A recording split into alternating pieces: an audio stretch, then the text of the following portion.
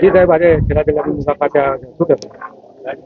આજ સવારથી જ સરદાર સાહેબના ઘરે એમના નિવાસ સ્થાને મુલાકાત કરી, એમના આશીર્વાદ મેળવ્યા અને એમના જે વર્ષો પહેલા આઝાદી વખતે જે એમનું જે સપનું હતું કે આ દેશ કેવો હોઈ શકે, અને એમણે પોતાના હયાતી સમયમાં જેટલા કાર્યો કરવાના હતા બધા જ કર્યા, પણ જે તે વખતે એમના રહેલા અધૂરા રહેલા કાર્યો જે પૂર્ણ નહોતા થયા એ આજે દેશના યશસ્વી વડાપ્રધાન આદરણીય નરેન્દ્રભાઈ મોદી સાહેબ કરી રહ્યા છે.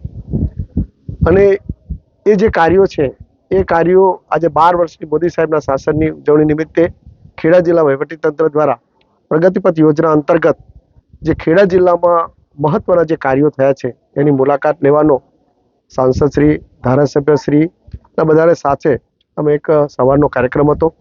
સૌપ્રથમ સરદાર સાહેબને નમન કર્યા, ત્યારબાદ જ્યાં વૃક્ષારોપણ માટે જે અત્યારે મહત્વનું જે આવનારા સમયને ગ્લોબલ વોર્મિંગને સામનો કરી શકાય એટલા માટે જે આદરણીય ગુજરાતના મુખ્યમંત્રી શ્રી ભૂપેન્દ્ર પટેલ સાહેબે જ્યાં નીમ રાખીને જે વૃક્ષારોપણ કર્યું હતું એ સ્થળની મુલાકાત લીધી.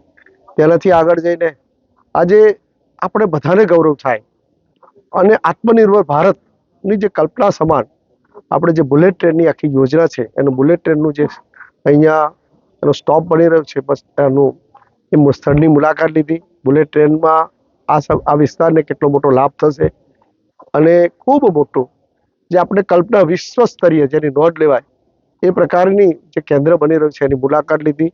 અને આગામી સમયની અંદર આ જે એના દ્વારા જે આ વિસ્તારને ખૂબ મોટો લાભ થવાનો છે એની પણ ચર્ચા કરી.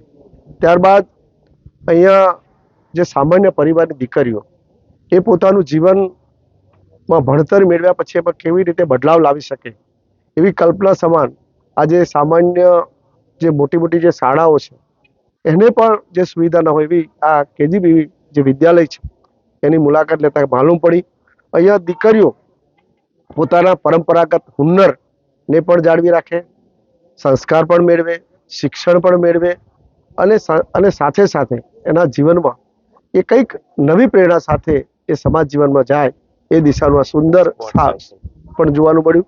અને ખાસ કરીને જે આપણું જેને ગુજરાત સ્તરે મહત્વનું એવું સ્પોર્ટ સંકુલની પણ મુલાકાત લેવાનો અવસર મળ્યો. એકંદરે જે મોદી સાહેબના શાસન દરમિયાન જે આ નડિયાદ ખેડા જિલ્લાને જે મળેલી જે ભેટ છે એને બધા જ સ્થાનોનો આજે એની મુલાકાત લેવાનો અવસર મળ્યો. અમે પણ પ્રેરણા લીધી અને અમારી સાથે બધાએ લીધી કે આવો આપણે પણ જે મોદી સાહેબ જે એમના કાર્યકાળમાં કરેલા કાર્યોને વધારે વધારે કેવી રીતે આગળ લઈ શકાય એમાંથી પ્રેરણા લઈ સમાજ જીવનના કાર્યો હોય કે યુવાનોને રોજગારી આપવાના કાર્યો હોય, યુવાનોને પ્રેરણા આપવાના કાર્યો હોય કે આ વિસ્તારને જે ભવિષ્યમાં કાયા પલટ થવાની છે આ બધા જ કામો થકી આ બધાની મુલાકાત લઈ અને એનો પણ અમને અવસર મળ્યો છે. My school is one such future-ready school where I understand each and every concept taught in the class and don't rote learn, where teachers don't just use books and blackboard to teach but use new ways of teaching and learning like audiovisual learning, activity-based learning and group activities which enhances my conceptual understanding.